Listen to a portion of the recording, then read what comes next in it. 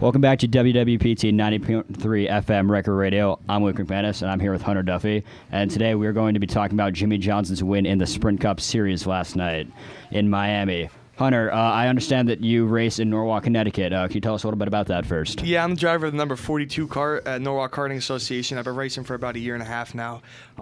Finished second place in the championship this year and looking to move on next year, go do better things, bigger things, and try to win some more. Very impressive. I understand you finished second just like your favorite driver, Joey Logano, in the championship? Yep. Yeah, and it was great because Jimmie Johnson, he ended up winning his 7th championship. He's now in a pretty elite group of people, including Dale Earnhardt Sr. and Richard Petty.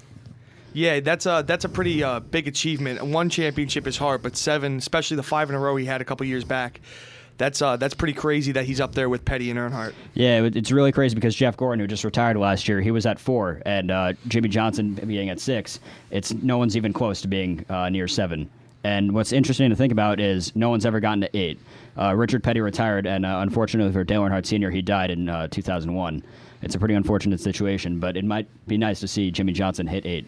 Yeah, I think that if Johnson, he's going to be dead set on going for 8. Hopefully he can get it before he retires. I think he might be able to do it. If not, someone I think will definitely eventually get there in the NASCAR Sprint Cup Series. Oh, yeah, definitely. Let's talk a little bit about the race. Carl Edwards, he had a pretty good race up until the very end. Yeah, he from what I saw, from my opinions, he spun the tires on the restart. Logano wasn't going to back off, so Logano kind of pushed him into the wall a little bit there. I saw Edwards come out and go to Logano's pit crew and shake their hands. I guess it was a mutual agreement of what happened. I didn't hear the final verdict on it, but that ruined Edwards' chase chances. And then they bumped Logano back to 9th place, and he moved up quick, but just not quick enough. Yeah, and what's really crazy, speaking of bumping back places, Jimmie Johnson was actually penalized and had to start in the very last place, 40th place, and he made his way all the way back to the very front very early on. Yeah, that was pretty cool. He failed the visual inspection in tech, so they moved him back to 40th place, and he went from 40th to 1st and won a championship. Yeah, I believe it was something with vinyl on the edge of his car. Yeah, when I was looking, I saw them taking vinyl off, probably aerodynamic efficiency problem, because everyone's trying to get the best they can down at Homestead.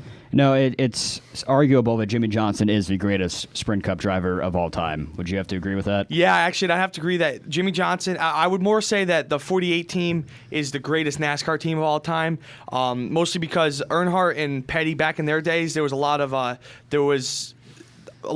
I wouldn't say cheating, but there was a lot of variation in the NASCAR top division. So nowadays, with how close everything is together, I think Jimmie Johnson is the greatest NASCAR driver ever to live.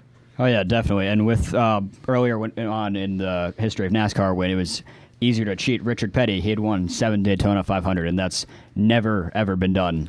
Yeah, I don't even know if that'll ever be done ever again, because with the way aerodynamics work is there's always going to be those teams that have the money to put the cars in the wind tunnels and figure out which is more aerodynamic, and those are always going to be the teams to win. But I don't think anyone's ever going to have enough of an advantage to win 7 Daytona 500s. But yeah, we'll have to see. It's very unlikely. I wish we could see something like that again. Someone just get up to 7 or maybe even 8. But with how strict NASCAR is now, with what you can do to your car, it's very unlikely in my opinion. Yeah, definitely. And something else that kind of crazy happened, I believe it was Martin Truex Jr. His car caught on fire with like 5 laps to go. Yeah, and he earlier in the year, he actually had pretty good aspirations for the chase. He at one point I thought he might be able to go in and win the thing, but unfortunately, it didn't work out for him. He's a good driver. I met him before. He's a real nice guy. Hopefully, he'll come back next year with another strong run, and maybe he'll win the chase next year. Oh, yeah, definitely. And it was crazy because NASCAR didn't want to call that last caution with 5 to go. Yeah, they'll do that on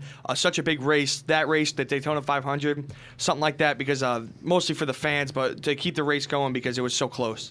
Yeah, I really wish they hadn't called that last caution. It kind of would have just flowed a lot smoother. We kind of would have seen the results a little bit quicker, but I'm very happy to see Jimmie Johnson hit 7. It means a lot to everyone who's a NASCAR fan, whether or not you like Jimmie Johnson or not. It's a very historical moment in the history of NASCAR. Yeah, definitely.